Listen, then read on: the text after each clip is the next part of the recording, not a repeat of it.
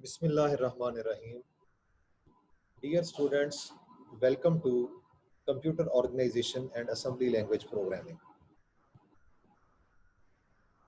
जैसा कि आपके इल्म में है कि हम असेंबली लैंग्वेज में जो इंटेल प्रोसेसर की 8086 फैमिली की असेंबली लैंग्वेज है उसकी डिफरेंट टाइप्स ऑफ इंस्ट्रक्शंस को पढ़ रहे हैं। लास्ट टाइम हमने डाटा ट्रांसफ़र इंस्ट्रक्शंस को डिस्कस किया। आज हमारा मौजू है अरिथमेटिक इंस्ट्रक्शंस। बुनियादी तौर पे जो IBM PC आर्किटेक्चर है ये अरिथमेटिक इंस्ट्रक्शंस के दो सेट्स को सपोर्ट करता है। नंबर 1 बाइनरी डाटा के लिए और नंबर 2 ASCII या BCD डाटा के लिए। हमारा आज का जो नुक्ता नज़र होगा वो बाइनरी डाटा से रिलेटेड ही होगा और इसमें हम देखते हैं कि कितनी किस्म की जो हमारे पास अरिथमेटिक इंस्ट्रक्शंस हैं वो अवेलेबल हैं और उनके किस किस तरह के उनके फ्लेवर्स हैं। तो ये टेबल जो है इसमें आप देखिए हमारे पास जो अरिथमेटिक इंस्ट्रक्शंस सपोर्टेड हैं बाइनरी डाटा के लिए उसमें नंबर 1 पे लेफ़्ट से हम शुरू करते हैं, टॉप लेफ़्ट से। ADC ये इंस्ट्रक्शन का निमोनिक है और इसका मतलब है ऐड विद कैरी। उसके बाद ADD ऐड है, it means add without carry यानी सिंपल ऐड है ये। और CBW convert byte to word, CDQ convert double word to quad word, CWD convert word to double word, CWDE convert word to extended double word. तो CWD और CWDE जो है इनमें फ़र्क ये है कि एक वर्ड को डबल वर्ड में यानी 16 बिट्स को 32 बिट में कन्वर्ट करता है और एक जो है ये 16 बिट को जो 64 बिट का हमारा एक्सटेंडेड डबल वर्ड है उसमें कन्वर्ट करता है। इसी तरह से div की कमांड जो है div ये अनसाइंड डिवीजन के लिए इस्तेमाल होती है और idiv की कमांड ये साइंड डिवीजन के लिए इस्तेमाल होती है। I मल्टीप्लिकेशन इंटीजर मल्टीप्लिकेशन यानी मल्टीप्लाई साइंड है और अकेला MUL मल ये अनसाइंड मल्टीप्लिकेशन के लिए है। Negate for the negation of any operand है और SBB सब्ट्रैक्ट विद बोरो और SUB सब्ट्रैक्ट है सिंपल। तो ये तो इनके नाम हैं और सिर्फ उनकी सिंपल डिस्क्रिप्शन दी गई है। अब हम एग्जांपल्स के साथ एक एक को शुरू करते हैं जिसमें हम सबसे पहले एडिशन को शुरू करेंगे। तो एडिशन में जाने से पहले हम बाइनरी डाटा की दोनों जो साइंड और अनसाइंड शेप्स हैं उनको देख लेते हैं और उनकी क्या कैपेसिटी जो है हमारे पास अवेलेबल है। तो पहले तो आप ये जान लें कि अनसाइंड डाटा जितना भी होता है उसमें जितनी बिट्स होंगी सब की सब डाटा बिट्स के तौर पे इस्तेमाल होंगी, लेकिन जो हमारा साइंड डाटा होगा डियर स्टूडेंट्स उसमें हमारी जो लेफ्ट मोस्ट बिट होगी वो साइन बिट के तौर पे इस्तेमाल होगी। लिहाजा मसलन अगर 32 बिट का हमारा एक यानी डबल वर्ड हमारे पास है तो उसमें से 31 बिट्स जो है वो डाटा बिट्स होंगी और जो 32वीं बिट होगी लेफ्ट मोस्ट वो वाली बिट साइन बिट के तौर पे यूज होगी। तो देख लेते हैं अनसाइंड में बाइट जो होती है ये 8 बिट्स की होती है और इसमें 255 तक डाटा बाइनरी आ सकता है।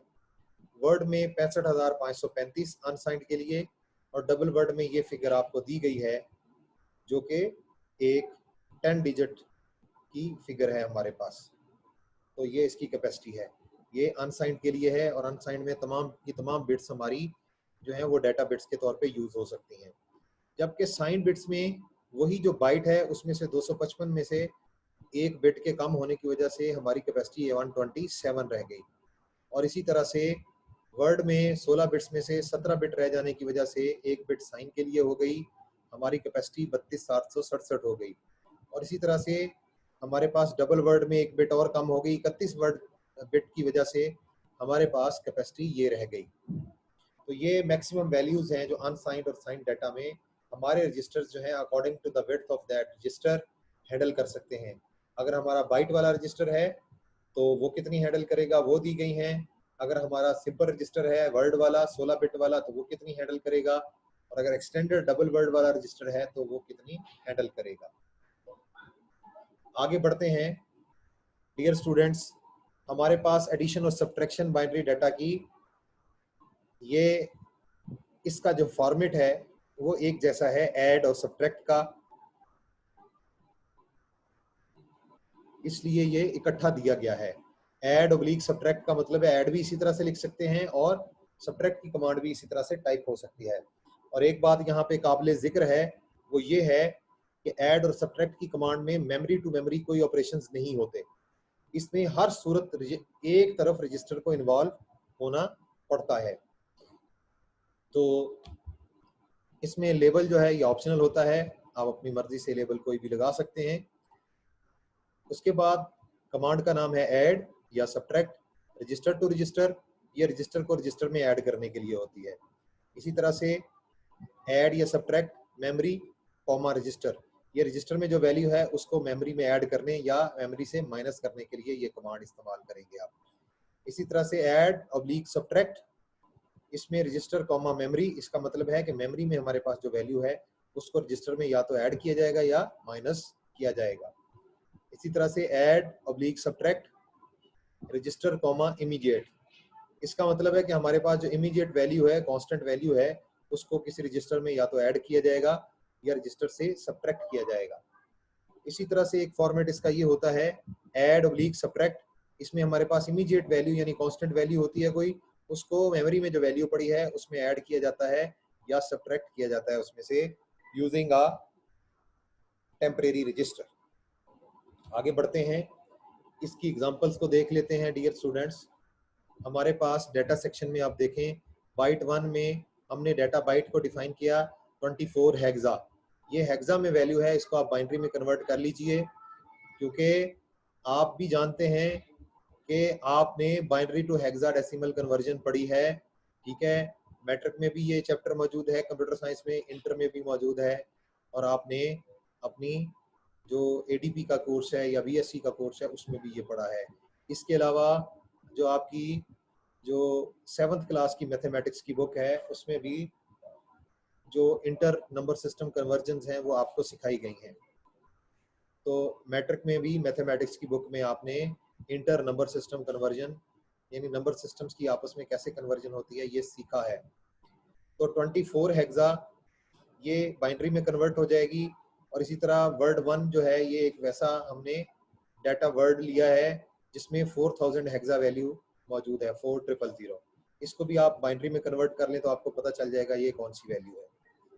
अब हमारे पास पहली दो कमांड जो हैं वो डाटा ट्रांसफर इंस्ट्रक्शंस हैं, मूव सीएल कॉमा बाइट 1, ये बाइट 1 में जो वैल्यू है 24 हेक्सा इसको CX रजिस्टर की लोअर 8 बिट्स में ये मूव कर देगा, ये डाटा मूवमेंट की कमांड है। इसी तरह से move 40H DL comma 40H, यानी ये हमारे पास एक इमीडिएट वैल्यू है 40H 40 हेक्सा, इसको DX रजिस्टर की लोअर 8 बिट्स में ये मूव कर देगा। ये दोनों कमांड्स तो डाटा मूवमेंट की कमांड्स हैं। अब हमारे पास अगली कमांड है ऐड CL कॉमा DL, तो ये क्या करेगा DL के जो कंटेंट्स हैं उनको CL में ऐड कर देगा। तो CL में 24 हेक्सा की वैल्यू है और DL में 40 हेक्सा की वैल्यू है, तो ये दोनों जब ऐड हो जाएंगी तो हमारे पास CL की वैल्यू हो जाएगी 64 हेक्सा, यानी दोनों ऐड हो जाएंगी आपस में, लेकिन जो रिजल्ट होगा वो कहाँ स्टोर होगा, वो CL में स्टोर होगा। रिजल्ट कहाँ स्टोर होगा, वो लेफ्ट मोस्ट हमारा जो ऑपरेंड है, हमारा पहला ऑपरेंड, इसमें रिजल्ट स्टोर होगा। तो एडिशन का रिजल्ट CL में पड़ा है। उसके बाद फिर सब्ट्रैक्ट की कमांड चल गई, इसमें हम रजिस्टर में से इमीडिएट वैल्यू को माइनस करने जा रहे हैं, CL 20 हेक्सा, जो हमारे पास CL के अंदर कंटेंट्स हैं वो हैं 64, उसमें से हम 20 हेक्सा वैल्यू को माइनस कर देते हैं। तो 64 में से 20 माइनस करने से हमारे पास 44 हेक्सा की वैल्यू वो बच गई। उसके बाद ऐड बाइट 1 कॉमा BL। अब BL में जो वैल्यू है उसको हम बाइट 1 में यानी मेमोरी में ऐड कर रहे हैं। तो BL में हमारे जो भी कंटेंट्स होंगे वो बाइट 1 वाले रैम के खाने में प्लस करके उसी में आंसर को रख दिया जाएगा। इसके बाद फिर हमारी वर्ड प्रोसेसिंग से रिलेटेड 16 बिट की इंस्ट्रक्शंस हैं, वो देख लीजिए आप। Move CX comma word 1। अब ये क्या कर रहा है, ये जो हमारा डाटा वर्ड है वर्ड 1, इसमें वैल्यू पड़ी है 4000 हेक्सा। इसको ये CX रजिस्टर में मूव कर रहा है, ये डाटा ट्रांसफर इंस्ट्रक्शन है। तो हमारे CX के जो कंटेंट्स होंगे that will be replaced with word 1 यानी 4000। उसके बाद DX रजिस्टर में 2000 हेक्सा वैल्यू को, इमीडिएट वैल्यू को DX रजिस्टर में मूव कर दिया गया। तो ये तो दोनों डाटा मूवमेंट इंस्ट्रक्शंस हैं हमारे वर्ड्स डाटा फॉर्मेट की यानी 16 बिट की। अब सब्ट्रैक्शन की कमांड है CX, DX। DX के जो कंटेंट्स हैं उनको CX में से माइनस करके रिजल्ट भी CX में स्टोर किया जाएगा, यानी रजिस्टर टू रजिस्टर हमारी सब्ट्रैक्शन है। DX के कंटेंट्स को CX के कंटेंट्स में से माइनस कर दिया जाएगा, यानी 4000 में से 2000 माइनस हो जाएंगे तो बाकी 2000 हेक्सा वैल्यू बच जाएगी। उसके बाद फिर CX रजिस्टर में से एक इमीडिएट वैल्यू को माइनस किया जा रहा है, ठीक है। तो CX रजिस्टर में से 124 हेक्सा इसको माइनस किया जा रहा है। तो CX में जो भी कंटेंट्स होंगे उनमें से 124 को माइनस करके जो जवाब होगा वो CX में वापस सेव कर दिया जाएगा। उसके बाद अगली कमांड है ऐड की, ऐड वर्ड 1 कॉमा DX। अब DX के जो कंटेंट्स हैं उनको, जो वर्ड 1 के कंटेंट्स हैं हमारी रैम में, मेमोरी में, उनमें ऐड करके वहीं पे उनको सेव कर दिया जाएगा। तो इस तरह से हमारे पास जो अरिथमेटिक इंस्ट्रक्शंस हैं उसमें से एडिशन और सब्ट्रैक्शन की जो इंस्ट्रक्शन है, आपने वो बाइट और उनका बाइट को कैसे प्रोसेस किया जा रहा है और उनको वर्ड में कैसे किया जा रहा है, दोनों आपने देख ली। आगे बढ़ते हैं, इसमें हम एक एक करके इंस्ट्रक्शंस और इनके जो कंटेंट्स हैं वो देख लेते हैं। कि फर्ज करें हमारे पास बाइट 1 जो है इसको डिफाइन किया हमने डाटा बाइट और उसमें 05 वैल्यू हमने रखी है हेक्सा की। तो हेक्सा की 05 वैल्यू हमने रखी है। तो अब नीचे कुछ कमांड्स दी गई हैं, टोटल 7 कमांड्स हैं। इनके एग्जीक्यूट होने के बाद क्या कंटेंट्स हो जाएंगे, उनसे पहले क्या होंगे वो बिफोर वाले कॉलम में दिया गया है, और कमांड के एग्जीक्यूट होने के बाद आफ्टर वाले कॉलम में जो कंटेंट्स हैं वो दिए गए हैं। तो पहली कमांड है मूव CX, 25 हेक्सा। तो CX रजिस्टर में पहले कोई वैल्यू नहीं थी, तो खाली था, 0000 था। तो उसमें फिर 25 हेक्सा की वैल्यू मूव कर दी गई। अब CX के कंटेंट्स हो जाएंगे 0025 यानी 25 हेक्सा। उसके बाद मूव CL, 0। अब जो CX की वैल्यू है वो इससे पहले क्या थी, FFFF, यानी वो लास्ट जो हमारी CX की रेंज होती है वो उसकी रेंज थी। तो उसमें से हम जब उसमें CX की लोअर बिट्स में 0 मूव करेंगे तो हाई बिट्स जो हैं 8 बिट्स, वो हाई बाइट जो है उसमें तो FF ही रहेगा, और जो लो उसकी बिट्स हैं F और H वो 0 से रिप्लेस हो जाएंगी। तो उसकी आप देखें लो बिट्स में 0 आ गया और हाई बिट में FF ही रहा। तो ये एक बाइट को जब हम मूव की कमांड देते हैं तो सिर्फ एक बाइट इफेक्ट हुई, दूसरी बाइट अनचेंज्ड रही। इसी तरह से अगली कमांड देखें आप, हमारे पास मूव AX, बाइट 1। अब बाइट 1 जो मेमोरी के अंदर कंटेंट्स हैं वो है 05, वो हमने AX में मूव करने हैं, ठीक है। अब बाइट 1 जो है ये तो हमारा बुनियादी तौर पे एक बाइट है, इसको हम जब वर्ड में मूव करेंगे यानी 16 बिट में मूव करेंगे फिर क्या होगा, तो देख लेते हैं। AX में फर्ज करें इस कमांड के चलने से पहले 1 2 3 4 हेक्सा वैल्यू थी, और जब हमने इसमें 05 को ऐड किया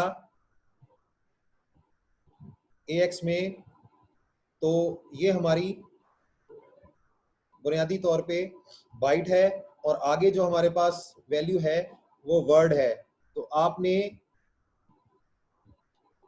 dear students data transfer instructions में पढ़ा था कि मूव की कमांड उसी सूरत काम करती है जब हमारे पास सोर्स और डेस्टिनेशन ऑपरेंड का साइड बराबर हो।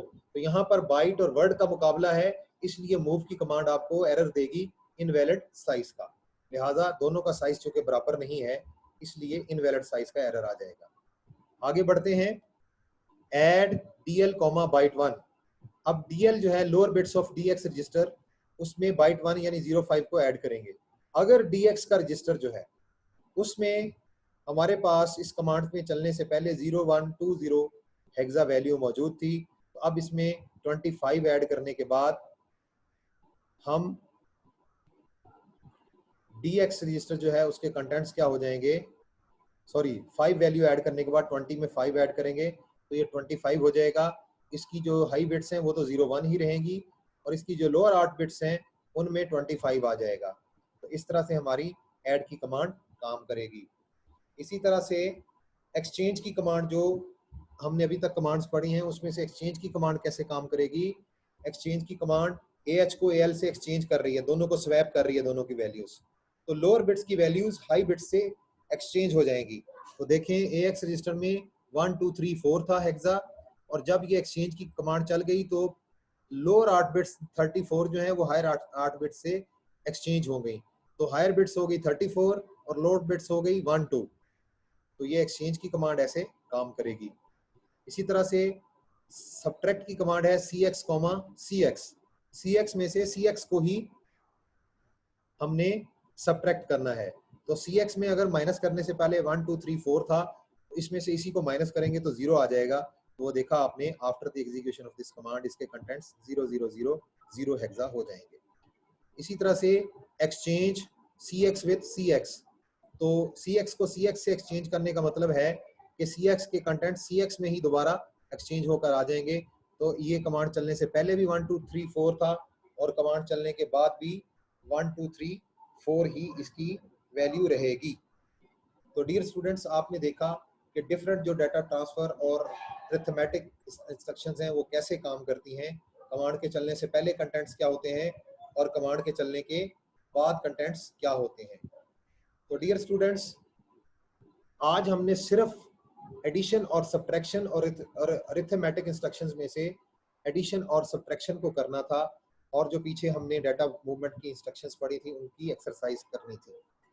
तो मैं उम्मीद करता हूं कि आपको एडिशन और सब्ट्रैक्शन की जो कमांड्स हैं उनकी समझ आ गई होगी, और इनमें जो हमारी बाइट्स हैं उनको कैसे मैनेज किया जाता है, और जो वर्ड 16 बिट के होते हैं उनको कैसे माइनस या प्लस किया जाता है, और जो 32 बिट का डाटा होता है उसको कैसे प्लस या माइनस किया जाता है, ये आप समझ गए होंगे। तो आज के लिए अरिथमेटिक इंस्ट्रक्शन से इतना ही। इंशाल्लाह नेक्स्ट टाइम हम एक नई अरिथमेटिक इंस्ट्रक्शन के साथ हाज़िर खिदमत होंगे। तब तक के लिए अल्लाह हाफिज़।